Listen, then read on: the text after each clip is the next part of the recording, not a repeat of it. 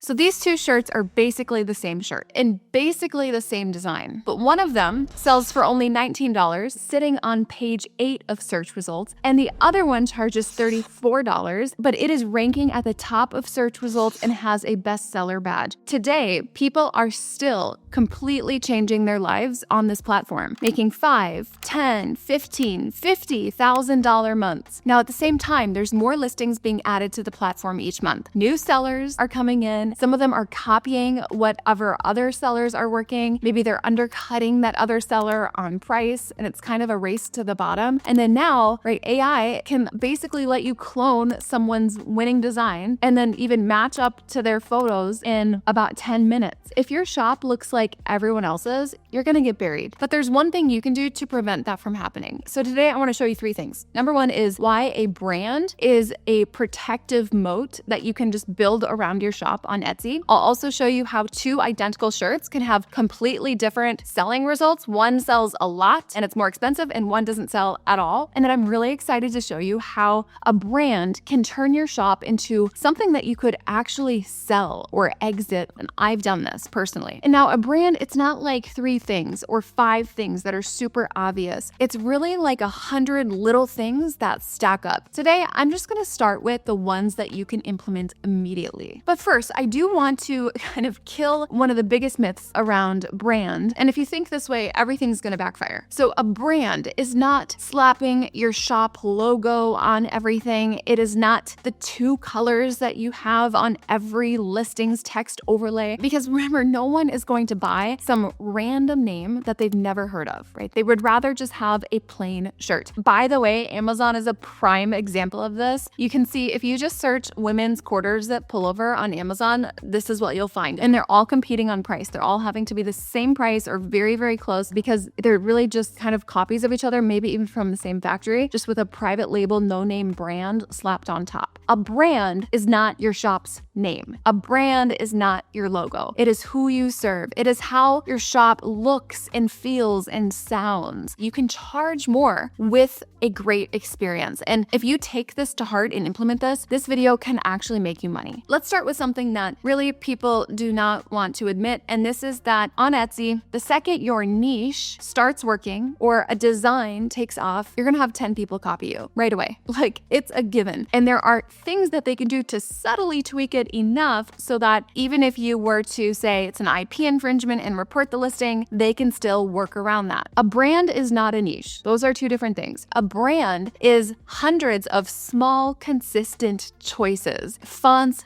colors, photo style, lighting, backgrounds, the models, how you stage your products, the flat lay style, the textures you're using. These are a few of those things that start to add up that make your shop instantly recognizable. You can serve several customers in one shop as long as the aesthetic ties everything together. And I want you to think about Anthropologie. Anthropologie is a great example of this because they sell wedding dresses and kitchen utensils in the same store. Could David's Bridal do that? No, absolutely not. But this works in Anthropologie because the aesthetic and the look and the feel and the brand ties everything together. The common aesthetic and the presentation and positioning is the main thread. What would your Etsy version of that look like? So it would be one cohesive shop that serves, let's say, it's realtors, interior designers, virtual assistants, Airbnb hosts, right? Those are all totally different customers that might all appreciate the same aesthetic. And that is not a niche. That is a brand that has a range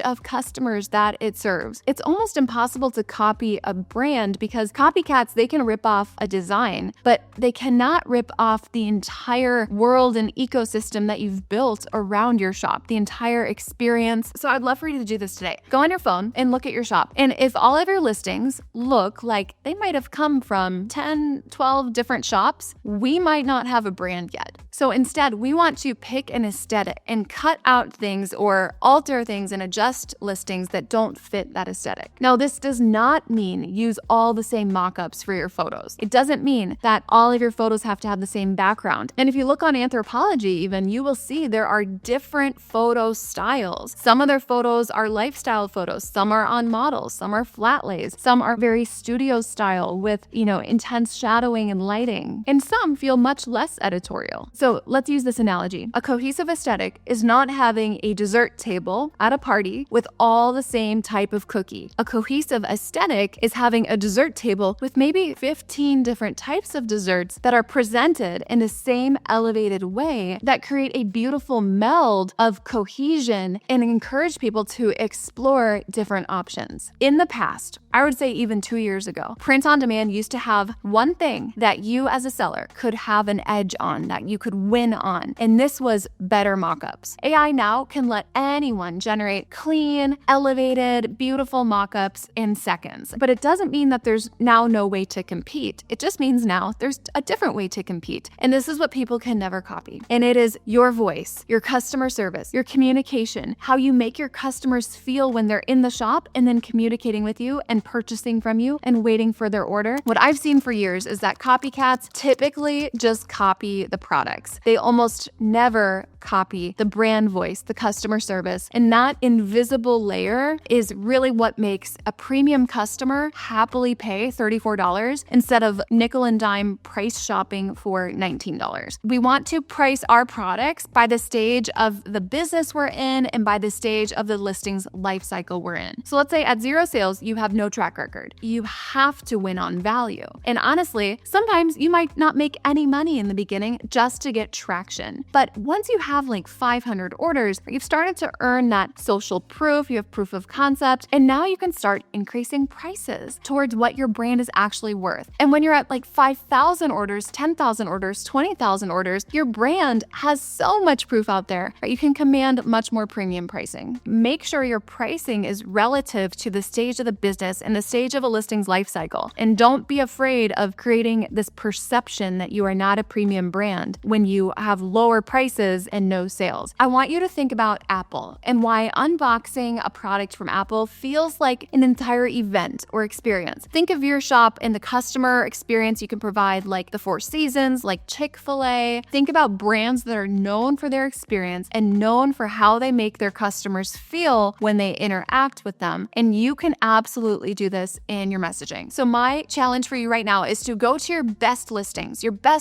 that are maybe most at risk for being copied, and add one thing that a copycat shop would not bother with. Maybe it's extra personalization. Maybe it's the description and adding some more human lines. This is how we will take care of you. Maybe it is adding a real video of you with the sample of the product. And these details all add up to be that invisible layer that allow you to win the sale even when you're not winning on price. Now remember, trends can die out, right? Seasonal products can die out in like 4 to 12 weeks, and it can be a total fight to get momentum on a listing. But then the momentum is gone and you're back on that hamster wheel chasing the next trend. And that is a tough way to run a shop. And a brand doesn't have to work like that because customers stay loyal to brands. We want to stop being transactional and we want to serve people in a way that encourages them to come back. I want you to think about sports teams, dance teams, family reunions, bachelorette trips, B2B client gifts, kids apparel where they're, maybe constantly sizing up. Those types of products are ordered in the hundreds or thousands of dollars. And when a trend dies, those products are still purchased. It's something they're going to buy no matter what. Here's the bigger reason this matters. It increases the enterprise value of your business. So basically, this can make your brand a sellable asset. Disclaimer, you cannot sell an Etsy shop. You cannot